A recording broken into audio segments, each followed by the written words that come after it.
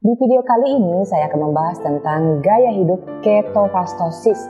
Buat teman-teman yang ingin melakukannya, jangan kemana-mana, tonton video saya sampai selesai ya.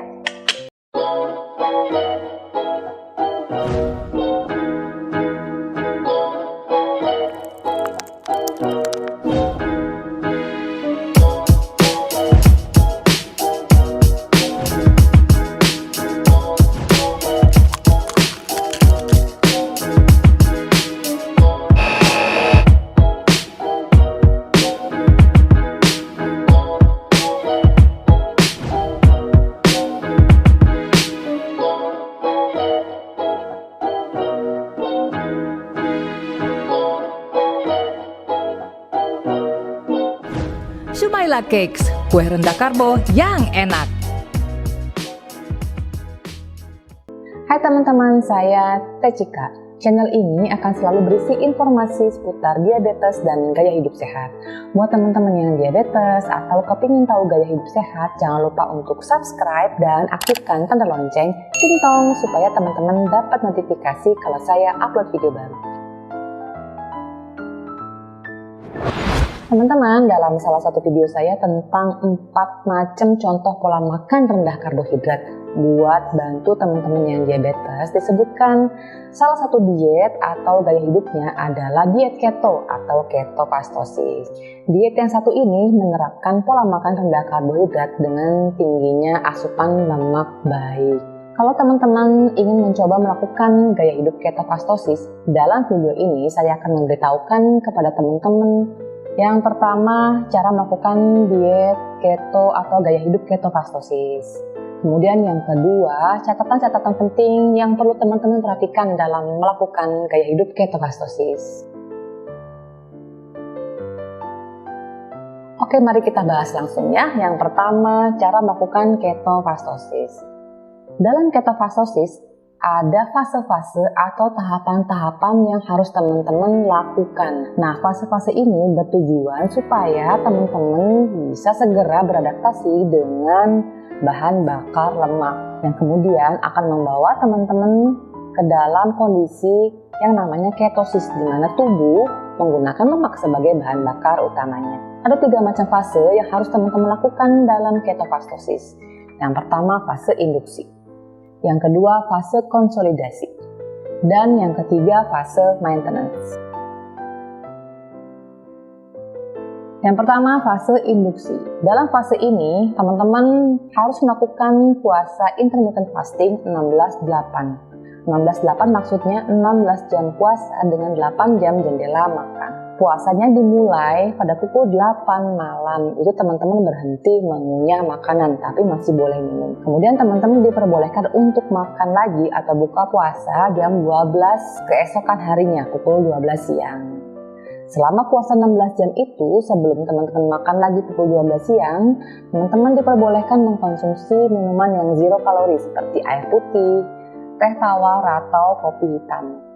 Tapi kalau teman-teman ingin menambahkan pemanis ke dalam teh maupun kopi diperbolehkan, asalkan pemanisnya yang zero kalori. Selama berpuasa ini, sehari penuh teman-teman dianjurkan untuk mengkonsumsi air putih sebanyak 3-3,5 liter seharinya. Menu makannya pada pukul 12 dan seterusnya sampai malam hari pukul 8 malam adalah menu hewani. Semua makanan yang terbuat dari hewan itu teman-teman bisa konsumsi asalkan baik dan halal. Berikut lemak-lemaknya.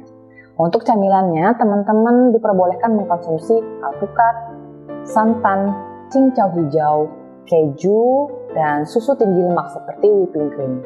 Pencapaian dalam fase ini adalah gula darah puasa di bawah 80 mg per desiliter. Pencapaian ini harus tercapai dalam waktu 2 minggu. Namun, kondisi tiap orang itu berbeda-beda. Apalagi kalau ternyata ia mengalami resistensi insulin atau diabetes. Akan sulit untuk mendapatkan gula darah puasa 80 mg per desiliter dalam waktu 2 minggu. Untuk yang sulit mendapatkan gula darah puasa di bawah 80 mg per desiliter, apabila selama 3 bulan tidak kunjung juga turun gula darah puasanya, maka diperbolehkan tapi tidak wajib untuk masuk ke fase selanjutnya, fase konsolidasi. Dalam fase konsolidasi ini, puasa yang disarankan untuk dilakukan adalah 24. Maksudnya 20 jam puasa dengan 4 jam jendela makan. Menu makanannya selain hewani dengan lemaknya, kemudian ditambahkan sayuran. Sayuran yang dikonsumsi adalah sayuran yang ketogenik alias yang rendah karbohidrat. Pencapaiannya adalah mempertahankan gula darah puasa di bawah 80 mg per desiliter selama 2 minggu. Apabila ternyata sebelum 2 minggu gula darah puasanya naik 80 mg desiliter ke atas, maka harus kembali ke fase sebelumnya, yaitu fase induksi. Kemudian fase terakhir adalah fase maintenance. Dalam fase ini, puasa yang disarankan atau dianjurkan dilakukan adalah itu 24 atau 231. Maksudnya 23 jam puasa dengan 1 jam jendela makan. Menu makanannya selain produk hewani dengan lemaknya, kemudian sayuran yang ketogenik, juga ditambahkan buah-buahan. Buah-buahan yang dipilih adalah yang rendah kandungan karbohidratnya. Maksimal 2 jenis dengan total berat kurang dari 100 gram dalam 1 hari. Pencapaian dari fase maintenance ini adalah tetap mempertahankan gula darah puasa di bawah 80 mg per desiliter selama 2 minggu. Apabila dalam 2 minggu ternyata gula darah puasa naik 80 mg per desiliter, maka teman-teman harus kembali ke fase sebelumnya, yaitu fase konsolidasi. Kemudian kita sekarang masuk kepada poin yang kedua, yaitu catatan-catatan penting yang perlu teman-teman perhatikan dalam melakukan ketofastosis. Sebelum melakukan ketofastosis, saya sarankan teman-teman untuk bergabung dengan komunitasnya dalam sosial media Facebook. Kenapa? Karena nanti di sana teman-teman bisa mendapatkan informasi yang lebih lengkap, kemudian juga bisa bertanya kepada teman-teman yang sudah lama melakukannya.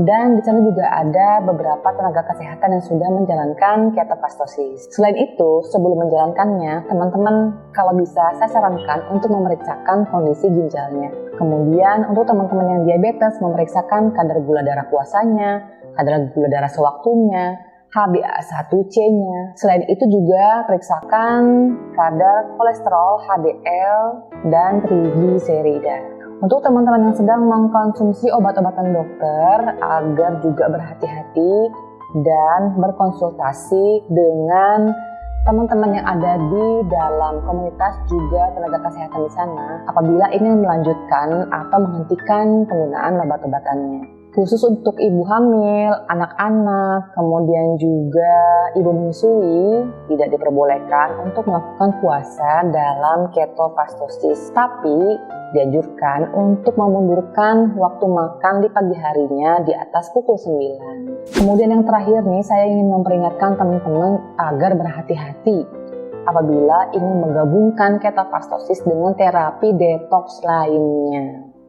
Dikhawatirkan nanti akan terjadi proses detoksifikasi besar-besaran atau over detox yang akan membahayakan kesehatan teman-teman. Nah, teman-teman sekarang sudah ada pencerahan sedikit ya tentang gaya hidup ketofastosis. Mudah-mudahan video ini bermanfaat buat teman-teman yang ingin menjalankan gaya hidup ketofastosis. Jangan lupa untuk memperhatikan juga catatan penting yang sudah saya informasikan ke teman-teman. Kalau ada pertanyaan silahkan tuliskan di bawah dan bagikan ke teman-teman lain yang mungkin membutuhkan. Terima kasih sudah menonton, sampai jumpa di video saya selanjutnya. Salam!